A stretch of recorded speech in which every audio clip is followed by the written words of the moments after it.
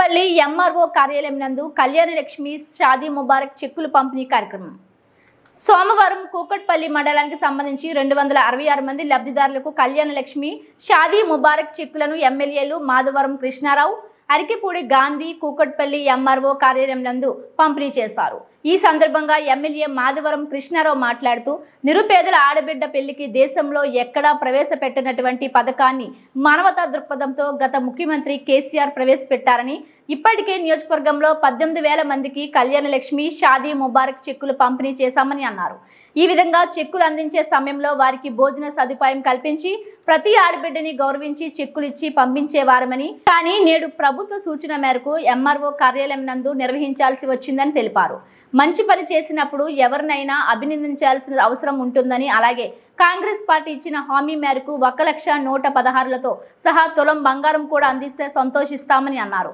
అలాగే అరికిపూడి గాంధీ మాట్లాడుతూ తామెప్పుడు ప్రజల పక్షానే ఉంటామని, ప్రజల కోసం మంచి చేసే ఏ ప్రభుత్వానైనా సమర్థిస్తామని, సంక్షేమమే జయం, అభివృద్ధి లక్ష్యంగా ముందుకు వెళ్తామని అన్నారు. కాంగ్రెస్ పార్టీ ఇచ్చిన హామీలను నిలబెట్టుకోవాలని అన్నారు.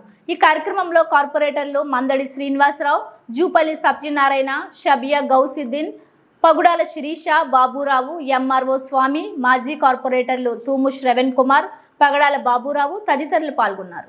నేను ఒక విజ్ఞప్తి చేస్తాను ముఖ్యమంత్రి గారికి. ఎందుకంటే మాటించినటువంటి కళ్యాణలక్ష్మి షాదీ ముబారక్ అనేటువంటిది నిరుపేద కుటుంబాలు పెళ్లి చేసినటువంటి గొప్పతనం ఉన్నటువంటి ఆలోచనతో ఆ రోజు స్కీమ్ తీసుకురాగలిగాం.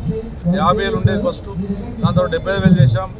ముఖ్యమంత్రి గారు అప్పుడున్నటువంటి ముఖ్యమంత్రి కేసీఆర్ గారు సరిపోతులేమని చెప్పి 1,110 రూపాయలు చేయడం అనేటువంటిది ఉంది.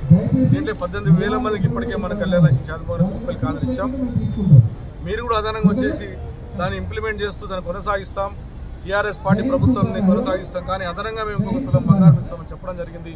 అది కూడా మీరు ఇస్తే బాగుంటుంది, ఆడపిల్లలను ఆదుకునేదానికి బాగుంటుంది. ఈ స్కీమ్ మంచి స్కీమ్ కాబట్టి ముఖ్యమంత్రి గారికి మీడియా ద్వారా నేను విజ్ఞప్తి చేస్తాను. ఖచ్చితంగా మీరు ఇవ్వాల్సిందిగా నేను విజ్ఞప్తి చేస్తాను.